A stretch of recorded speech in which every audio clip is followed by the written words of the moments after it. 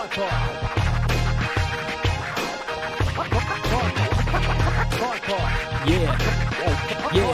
the TryPod app, shit, years in the making. They're raising the stakes straight, bringing home the bacon. It's free to take, mate, so while you're waiting, grab a slice of the cake. Breaking down the NRL every game, every week from a punting perspective. It's Winnie here, barbecuing alone.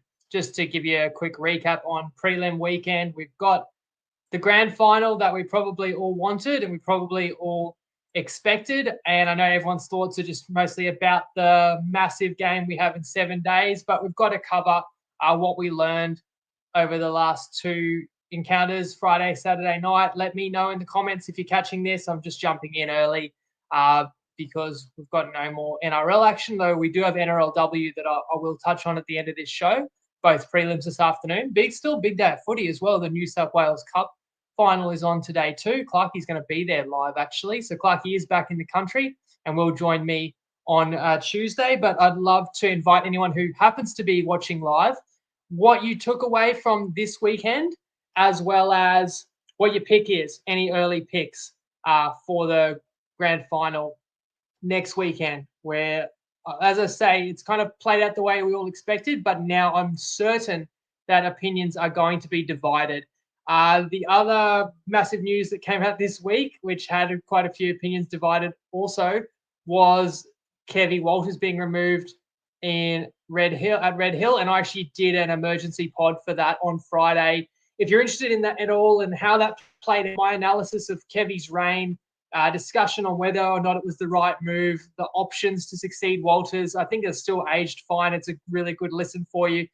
Especially with all reports suggesting that all signs seem to point to Madge Maguire taking over there in Brisbane. But let's shoot through the prelims. And let me see if I can even bring it up on the screen.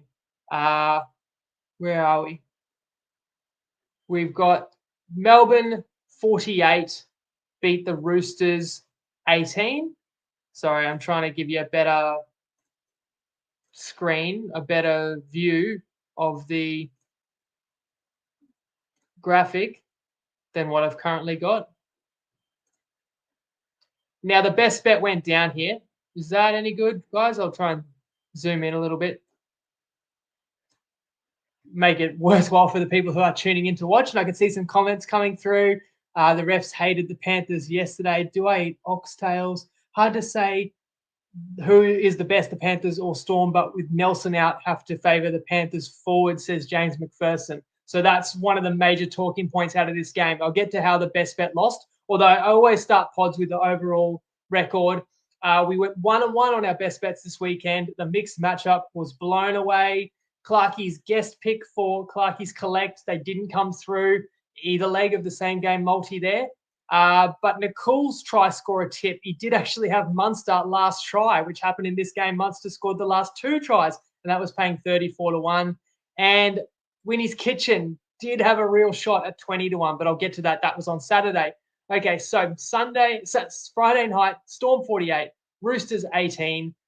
The very first minute of this game, very first seconds of this game, there were fireworks on the back of the carnage out of Roosters Manly, of course, and the opening exchanges from the kickoff in that game. We get Nelson with a hit on Lindsay Collins, and Collins is knocked out basically cold. And upon review, Nelson is found to have hit him high, and Nelson is in the bin and is out of the grand final as well, we know now. That wasn't the best start for my tip, which was under 22.5 first half. Not ideal for us. When instantly one player is off, the Roosters get 3 early penalties. The Roosters feel the importance of scoring early. Then once you get a Roosters try early, then Melbourne's kind of sparked to life and needs to respond. Collins is out of the rotation for the rest of the game, so it thins out the Roosters middle where I perceived there was an advantage to the Roosters. In fact, after the Storm are reduced to 12 men, the Roosters get straight down onto the Storm's line. And I feel like there's a semi-controversial moment there. Keary puts a kick over the top. Angus Crichton is going to, at the very least, have a contest with Pappenhausen to score the opening try, but he's taken out by Jerome Hughes. if you get taken out like that, I mean, is that just an escort or was it more? Could it have been a professional foul? I felt like because Melbourne already had someone in the sin bin, the ref was not going to make it 2. So just a penalty. It's 2-0 Roosters. Roosters get down the Storm's end again and score a nice try on the left wing, and it's 6-0. And you're starting to wonder, are things coming together? Like, it's a good start for the Roosters. The opponent gets a sin bin, you get a try. Could be 8-0, but they missed the kick. Yes, I was starting to wonder, boil over. They love showing Bellamy's reaction anytime anything goes wrong for the Storm in these games. And he looked a little bit perturbed, but then again, I suppose when doesn't Bellamy? He just demands perfection. However, after the 10th minute, Nelson comes back on. Storm get a first opportunity to attack and score straight away. It's Pappenhausen with the opening try. Tues scores a few minutes after that. It's still, 12-6, still a game. The Roosters are attacking. The kick goes an inch too far, and Xavier Coates marks it in the in goal. Well, he actually was basically not even in the in goal. He just gets his toe on the line.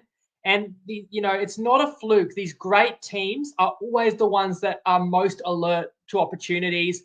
Pappy was aware. Xavier Coates was aware. Sprint up to the 20, tap, pass to Pappy, line break. Howarth is backing him up. It's a length of the field try. You've gone from Roosters attacking to heads are spinning. Suddenly it's a 100-meter try for the Storm, right? And it's 16-6.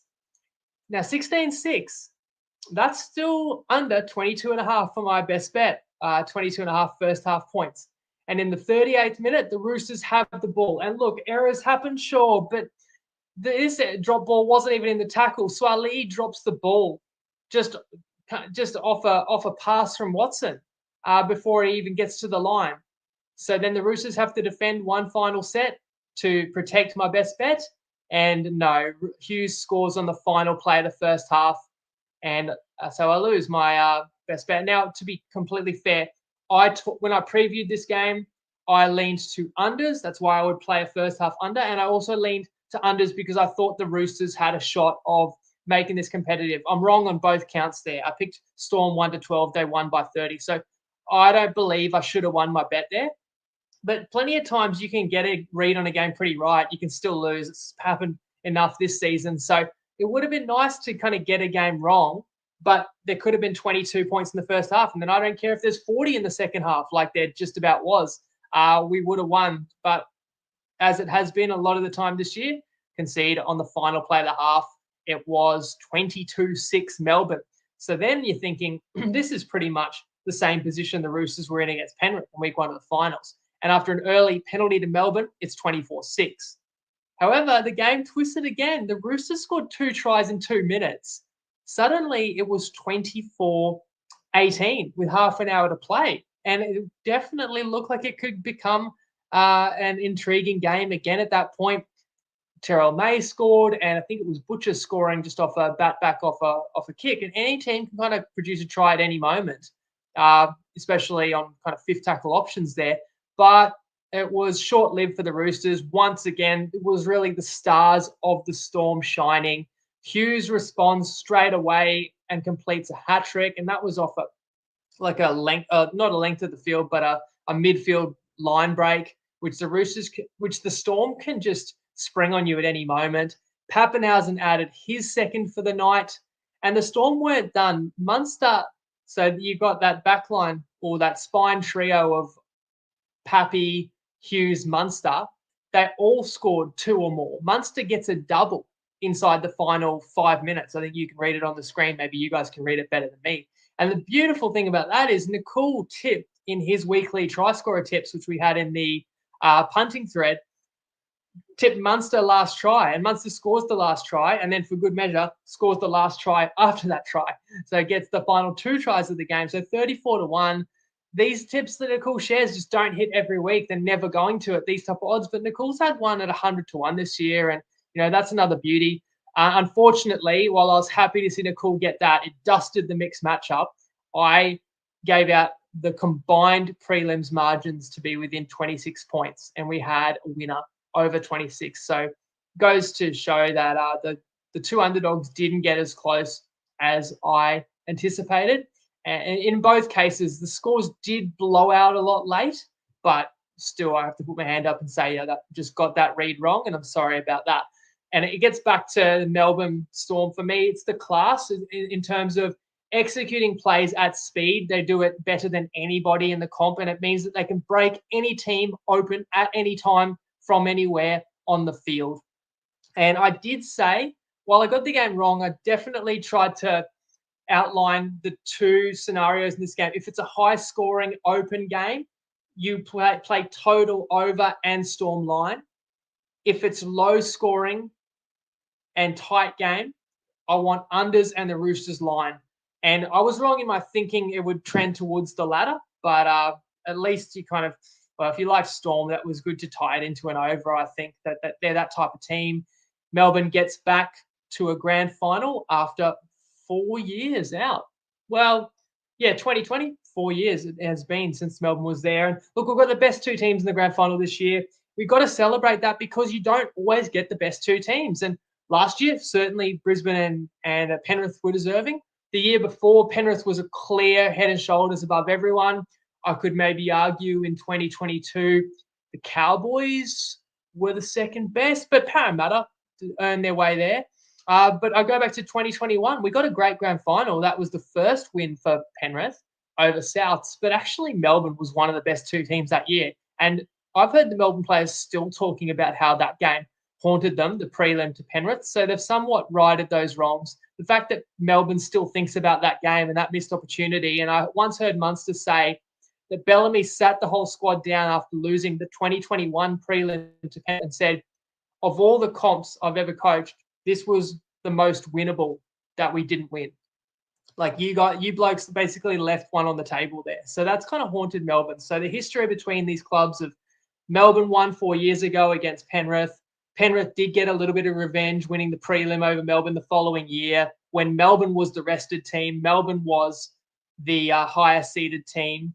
Melbourne wasn't at home. I believe it was at Suncorp. Maybe it was still COVID stuff going on. But nevertheless, like there's a great rivalry and awesome history and storylines that we're going to get into this week. We're actually going to have 2 pods. So I'm not going to touch as much on the grand final itself because we're going to cover that so extensively.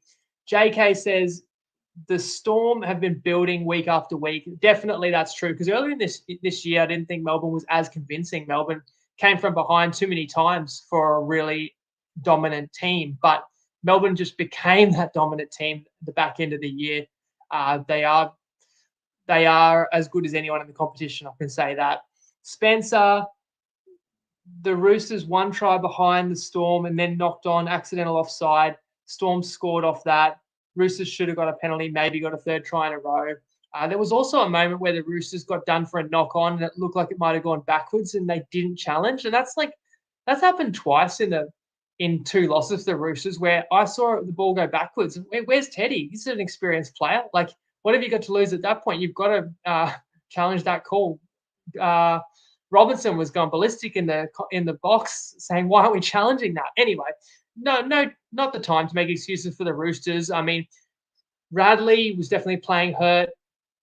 Not the same team without Sam Walker or Brandon Smith and the role that moves Connor Watson into. But I'm willing to say, like, if this had been a really close game within a score, I could probably come out of that and say, hey, guys, I really believe that a full-strength Roosters would have won.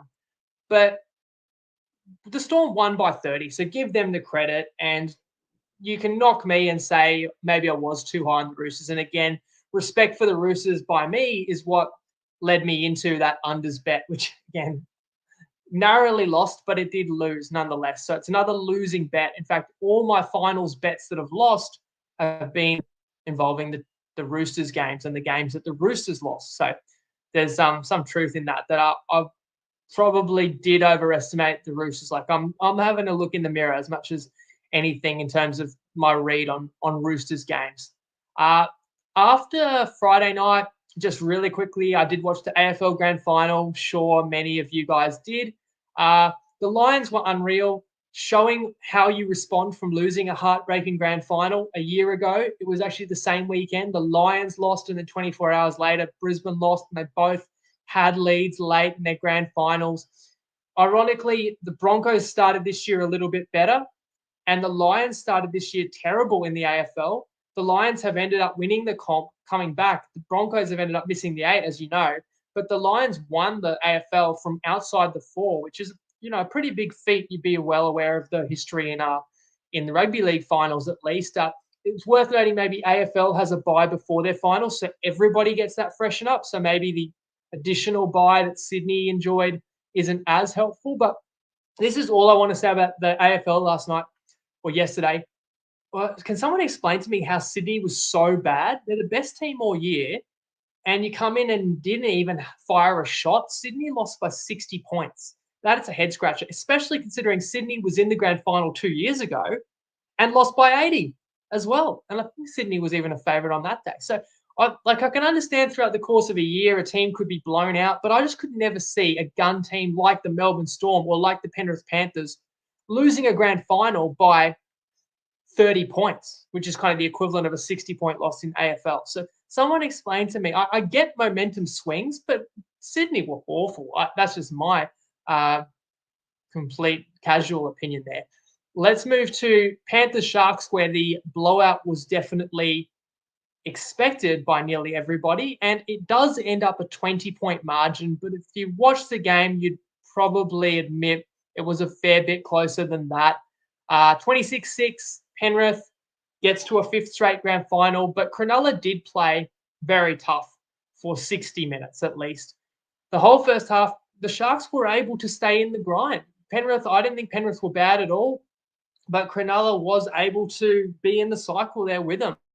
Although it was the Panthers that had more polish and had the only try of the first half, and it was a beautiful ball from Cleary to Alamotti, and Alamotti was awesome last night. It just goes to show, I questioned Penrith's chances this year just because of the toll it takes year in, year out, why it's so rare that teams, can have runs of success like this. And because I feel like I recognised how good Stephen Crichton was, even more maybe than others, because I feel like everyone now knows Crichton's like the best outside back on the planet. But I don't know if people realised what a big loss that was going to be coming into this year. But it's not that big of a loss if they've just won their 2 finals games by 20-plus points and they're still in the grand final. And Alamotti wasn't even the Crichton replacement. It was tailor-made. So Alamotti's the replacement for the replacement. And he's one of their best on park last night. So how does Penrith keep doing it? You have to just applaud. So, no surprises, a gem of a ball from Cleary. Only 1 try first half, a grind, as I said, and it's 10-2 to Penrith at halftime. So you'd say Penrith's in control. Second half, the Sharks was more of the same. For the first 20 minutes of the second half, Cronulla was still in it. Penrith may have thought they had extended their lead. Penrith seems to have scored a try through Taruva, and I want to talk about this because Ivan brought it up especially. We're not arguing over whether a try should have been given or not in terms of how your bets fared there or who should have won, right? We got the fair result in the end. Cronulla maybe deserved be a little closer than the final score, but I suppose if you had Taruva in your same game multi, you'd be dirty as well. Probably not the case for Ivan. Ivan is very disgruntled, I think, because Penrith might want to put a similar play like that on in a grand final and would be fuming if that was taken away when they need it against Melbourne. It's one thing, you get a try disallowed in a game where you're in control anyway, but Penrith disagrees with the way that those are being ruled on. So what did you guys think? I'm talking about the 55th minute, the backline play out to the left for Panthers, and Taruva scores, but it's called back by the bunker for Garner running into Talakai. When I saw it live, I saw the collision and I thought that's an obstruction. I just thought it wasn't that controversial because I thought it was consistent with how it's been ruled most of this year. But did people see it differently? It is another one where I do agree Talakai somewhat milks it. He's definitely not trying to defend the ball. He is seeing the lead runner and stepping kind of in front of Garner. So if the competition was to rule that there's a bit more onus on the defender, that you do need to try and avoid the lead runner to a degree. You've got to make a decision. Are you bracing and stepping in front of the lead runner because that's your read and you're trying to tackle that guy?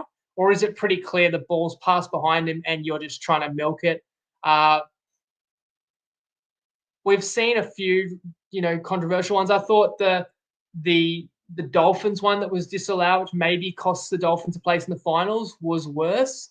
But Ivan was adamant that has to be a try. Called out the official by name, basically doesn't want him in the grand final. Let me see what you guys make of it.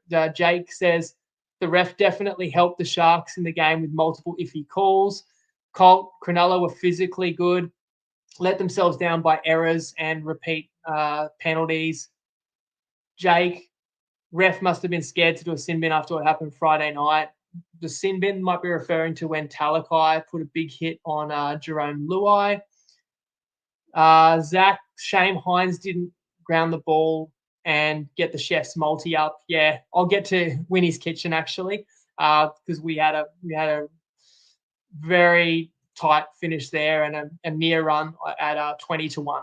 Okay, so it's one of those things you don't know. It's probably going to happen in the grand final. There's going to be a backline play. A defender may know that they're not going to get there and they might initiate a bit of contact, and it's going to be a judgment call. And it is tough because we don't know as fans. We can look at a replay and we have an opinion on whether we think it's a try or not, but none of us can say for sure, the bunker's going to overturn that or the bunker's going to allow that with a lot of these 50-50 ones. Because again, in this one, looked like Garner more ran to the inside shoulder of Clarkey, and then the bunker said it was outside shoulder. But sometimes they just run into him, and even if it's inside shoulder, the bunker will just say the lead runner has obstructed the defender. Like if you get barged into, no matter which shoulder, it still impacts your ability to go and make a tackle or change the defensive structure. So it's tough. It's not totally black and white. They use a little bit of discretion. Jake mentions that there was a cheap, trip in this game too, which of course Ash Klein saw this one, didn't see the one when it was Penrith against the Roosters. But I'm nearly over that, as you can tell, guys. All right, so we get this moment, and it's worth dwelling on a little bit because Penrith maybe puts the game to bed if that's a try, and instead it's a penalty to Cronulla. Cronulla gets up the other end. Cronulla scores a try. It's in the 59th minute to Katoa. If you were on Winnie's Kitchen, you had under 7.5 tries. That was only the second try of the match. We're an hour in. So that was a cash. We get Katoa had to score in the first 60. He scores in the 59th minute, and it's a beautiful backline play, and it's an acrobatic try with a centimetre to spare. And it's 10-6 with Hines lining up a kick for 10-8. And Cronulla had played really well up to that point, deserved to be there. And the final leg of the multi was Penrith 1-12. So we're suddenly sitting on a 20-1 that's favoured to hit, right? But alas, it didn't go our way. There was one more twist in the tail. The Sharks were actually surging again in that very next set, over halfway, and on fourth tackle, spilled the ball in in contact. And Penrith gets down Cronulla's end. And fifth tackle, the Sharks have defended a whole set. Fifth tackle, broken play. Brayley nearly claims Cleary. Cleary spins out of a tackle and comes up with absolute perfect pinpoint crossfield kick to Toto. Just absolute perfection, the way that he just lofted it over Mulitalo and breaks Cronulla's hearts and spirits probably right there. That was only 2 minutes after Cronulla's try, so Cronulla didn't really get a chance to feel themselves being truly in the game, 20 to go, and to make Penrith sweat. And then shortly after that try, Cleary orchestrates a line break as well, which leads to a Penrith try that does definitely shut the gate on the Sharks at that point. And I said it earlier this year, I'll say it again. When you watch Nathan Cleary play, and this is a guy coming off multiple injuries, and you could argue or you could forgive him for being a little bit rusty, but I think this is what it would have been like watching Michael Jordan play in the 90s. And I know that sounds hyperbolic, but I think we're watching the best ever rugby league player in his prime playing right now. So that's my opinion. So when I bet against Penrith, or if I bet unders like I did in this game, I have to know that I'm going against the greatest ever, in my opinion. Some people will say, let's wait till the end of his career and then sum it all up. But what I'm seeing, I've never seen a player that impacts the game as much as Nathan Cleary can. And it doesn't mean he's going to do it every game and in every 5 minutes he's going to do something amazing. But you talk about timing. I mean, Cleary had an amazing 40-20 kick earlier in the game, but that kick and then following it up, breaking the game open minutes later, it was 20-6 to Cronulla. So it's game over, although as Reece disagrees with my kind of Michael Jordan analogy, fair enough. But, I've said this months ago, and I think other people are starting to make similar suggestions. Anyway, 20-6 to Cronulla, to Penrith. We still can win our 20-1. We just need a late Cronulla try. Someone mentioned there was a kick in behind. Nico Hines nearly got to it, but who was it? Was it Tungo or Taruva just made a play at the ball and actually then forced Hines to knock on? So instead of nearly being a Cronulla try and getting us in the back door, it was a 7-tackle set to Penrith. That's a close call for our 20-1.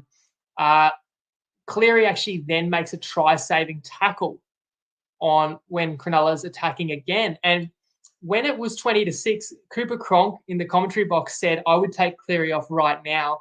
Cleary makes a try-saving tackle and gets up holding his shoulder, and your heart is in your mouth. And any Penrith fan or Penrith backer, your heart had to skip a beat. And my instant thought is, has Ivan made a huge mistake? I mean, the game may not be completely sewn up at 20-6, but if you could have taken Cleary off, then you didn't. And if he's done his shoulder here, NRL history is kind of in the balance. But Nathan stays on a couple more sets, makes some tackles, then is taken off, but is not treated. He's sitting on the sideline, looks happy, went through the whole press conference, says it was more of a bump than anything. So I feel like it's a bit of a let-off for Penrith, and your worst fears have not come to fruition there. Thankfully, we want to see both these sides at their very best. So instead of the Sharks again maybe going close, get a second try, win us that 20-1 multi, it's actually Penrith coming back down the other end, puts the game to bed. Liam Martin scores. Liam Martin did get an HIA, so you're nervous in all these moments. I mean, if Liam Martin hits his head in a tackle, stumbles out of it, if an independent doctor says that's a Cat 1, Liam Martin's out of the grand final. So that's in a split second. A decision by one person can change the whole complexion of a game next week. But a Cat 2, Martin obviously passes that, gets back on, actually scores a try. So you're relieved if you are Penrith.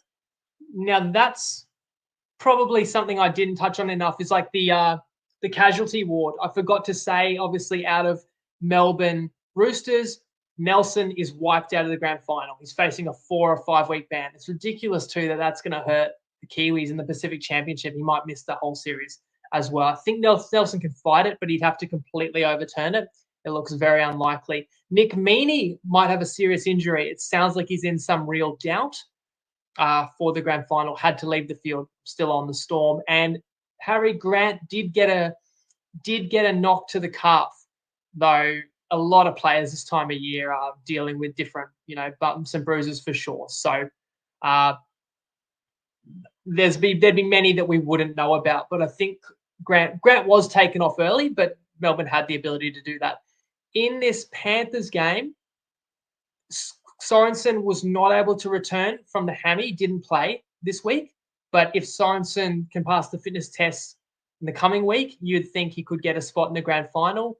Although I'm not sure who would drop out, because I heard Ivan Cleary saying something like Liam Henry will be playing his first grand final. And I felt like he'd be the man that would be there. So Cleary's gotten through the game with a scare. But other than that, Penrith, most importantly, no suspensions and a clean bill of health, and win the game 4-1. And as I say, there was only one try in this game in the first 59 minutes. So my best bet of under 7.5 tries did win as easily as you would like. Benny Howard, who jumped on the preview with me, was spot on with his pick. Sharks under 15.5 points. Sharks only scored 1 try. Benny Howard is now 20-3 this season on his tips. And plenty of people, as Jumbo tells me to shut up, plenty of people kind of hit me after the game with the whole Penrith was always going to win 13 plus. And I would kind of say, I'm sure you weren't certain of that when it was 10-6 and Nico Hines is lining up a kick and it's 1 try each with 20 to go. Like, it's easy to say something was always going to happen after the fact. And I granted that just about everybody had that opinion before the game. But it's not a given that Cleary is going to go Super Saiyan and take a game over in the next 5 minutes. As great as he is, and as much as he did do that, I picked Penrith 1-12. Maybe you can see where I was coming from, but I have to say I was wrong again there. But what I did say coming to these finals is virtually everyone expects Storm and Panthers are going to be too good. And let's look back at every Penrith and Melbourne game. They won them all 20 plus. Every time Melbourne or Penrith took the field, they won by 20 or more. So genuinely, I hope that the plenty of people that just said those teams are too good, I hope you profited handsomely because those teams covered the line every time they played a finals game. In fact, we spent a whole segment in the finals preview highlighting that if you can't see anyone else making the grand final, you can get $3 odds on a Melbourne Penrith grand final, or you could roll over your funds and potentially get an even better price. Just back these teams each game if you feel that way. Last night, for example, nearly everyone thought it would be Penrith 13 plus. I know that because when I gave out my Winnie's Kitchen, I had Penrith 1-12, and that was the one leg everyone was pushing back on. And I kind of said, well, if you prefer Penrith 13 plus, you can double your money with that, or you can change the leg to 13 plus. In fact, if you look at my multi with Katoa to score and unders, if you took Penrith 13 plus instead of 1-12, you'd get as good of a price, And I would also say that I'm sorry I didn't tip Penrith 13 plus in that game last night, but my best bet was under 7.5 tries, which was probably an even easier winner than the Penrith line, because there was never a period where you're like, uh-oh, we're in some serious strife here. So weekends like this, honestly, are the ones that the bookies don't enjoy. The public cleans up when it goes as expected.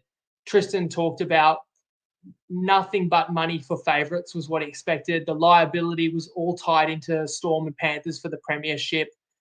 So it didn't work out well for the bookies.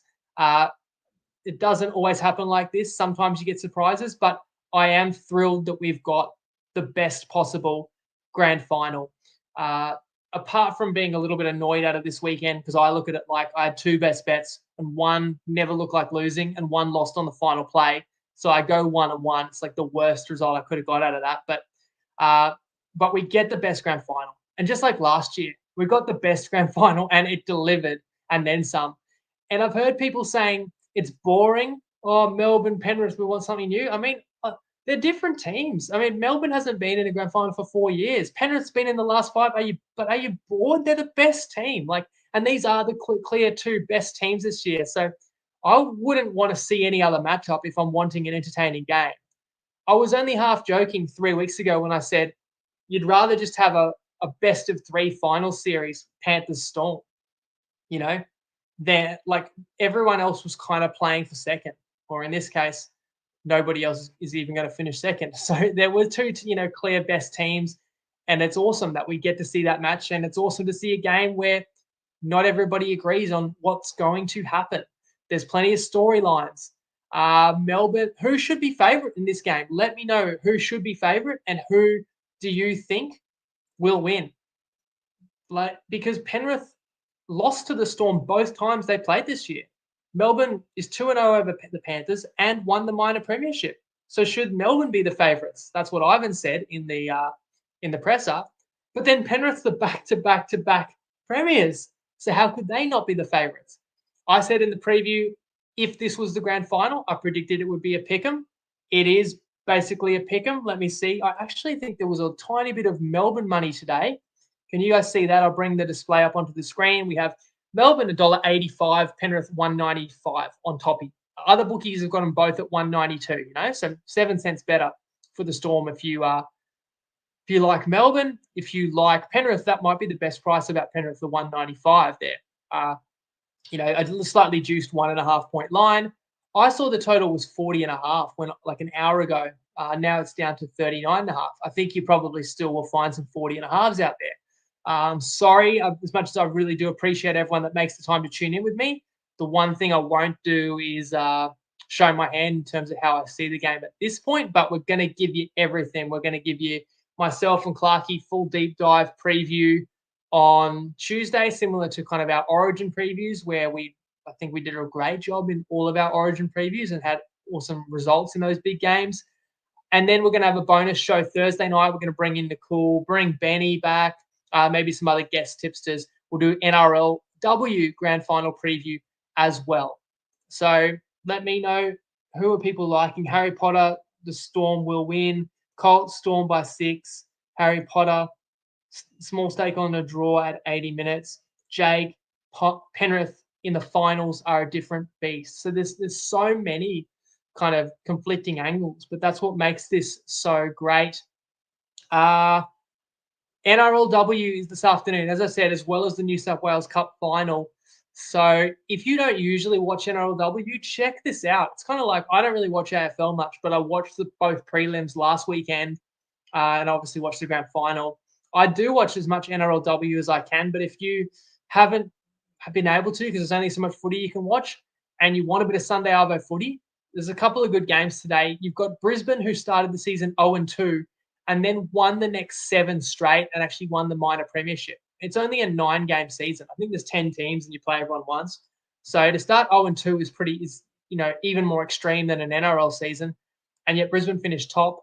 You've got the Sharks, who started the year really hot. I think Cronulla was about 5-0, 6-0, and cooled off a little bit. I expect Brisbane would beat Cronulla, but the line's 7.5. I feel like I would lean to the Sharkies with that 7.5 start. And then you got the defending Premier Knights against the Roosters. And the Roosters, to me, have been the class team of the competition in terms of when they're at their best. I think the Roosters NRLW side, and you probably can just accuse me of loving the Roosters. Maybe something about that red, white, and blue gets me. I don't know. But that's how I've seen it, the Roosters women's side. But this was actually the opening game of the NRLW season, and it was a beauty. And the Knights were incredibly tough on that occasion and got the win.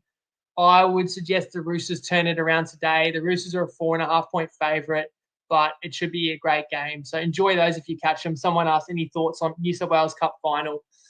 No, I haven't watched enough of it. It's Newtown Jets, slight outsiders to North Sydney, isn't it?